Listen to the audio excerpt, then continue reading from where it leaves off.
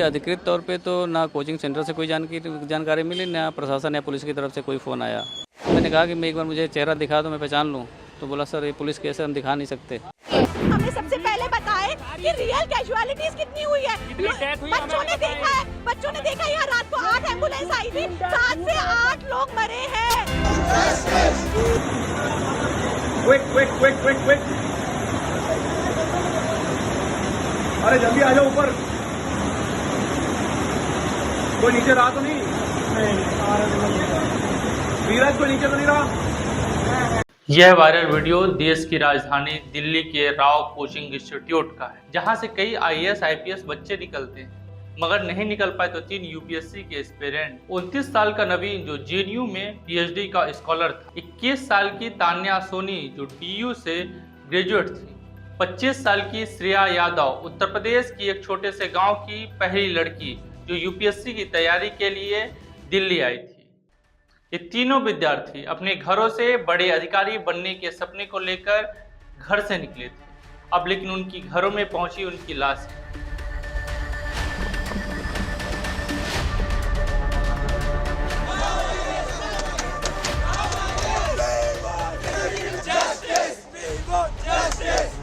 Rao IAS academy की building 3 मंजिला की है। ऊपर की तीनों मंजिला पे क्लासेस चला करते थे। बेसमेंट भी था, जमीन से 8 फीट नीचे।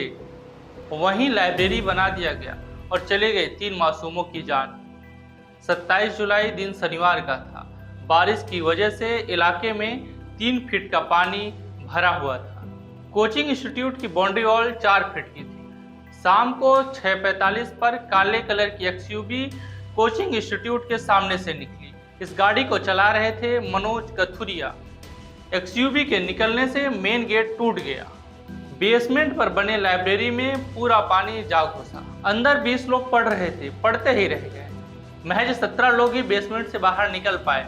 इमरजेंसी गेट तो था ही नहीं जिससे विपरीत स्थितियों पर वहां से निकला जा सके। तो उसमें कैसे है कि और हमारा मतलब कंसर्न ये है कि अगर सपोज़ कुछ इमरजेंसी हो जाती है, आग लग जाती है या कैसे भी कुछ कोई भी इमरजेंसी हो जाती है, तो पूरे बिल्डिंग में कोई भी बालकनी नहीं है, कोई बिल्डिंग में कोई भी ऐसी जगह नहीं है कि अगर हम लोग किसी को इमरजेंसी नंबर पे कॉल करते हैं, कोई आता है कि हम लोग को रेस्क्यू कर लो, तो रेस्क्यू करने का उनके पास कोई ऑप्शन नहीं है। बेसमेंट पर एक ही गेट था जिसमें से पानी आ रहा था, उसी में से छात्र बाहर निकल रहे थे। पानी का प्रेशर इतना ज़्यादा था कि सीढ़ी से पैर फिसल रहे थे और जो लोग रेलिंग को पकड़ रहे थे उनसे रेलिंग छूट जा रहा था। इमरजेंसी गेट नहीं होने के कारण 3 लोगों की वहीं पानी में डूबकर मौत हो जाती है। शाम को 7:25 पर पुलिस और फायर डिपार्टमेंट की टीम पहुंचती है। बेसमेंट से पानी निकालने का काम शुरू होता है और 8:30 बजे NDRF की टीम रेस्क्यू करने पहुंचती है।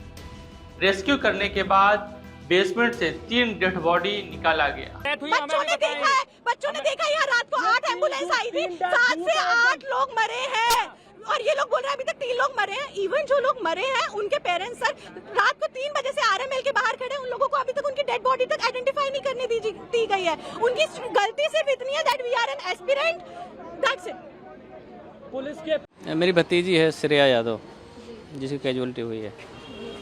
तो क्या पता लगा आपको, क्या जानकारी मिली? देखिए मुझे अधिकृत तौर पे तो ना कोचिंग सेंटर से कोई जानकारी मिली, ना प्रशासन या पुलिस की तरफ से कोई फ़ोन आया। लेकिन मैंने न्यूज़ देख करके खुद ही जा करके वहाँ पे अप्रोच किया।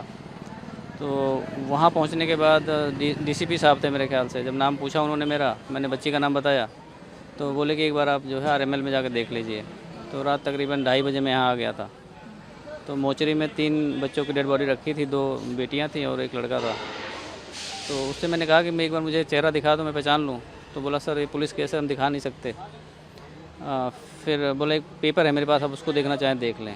तो उनमें 3 बच्चे थे, एक श्रेया यादव भी नाम लिखा हुआ था।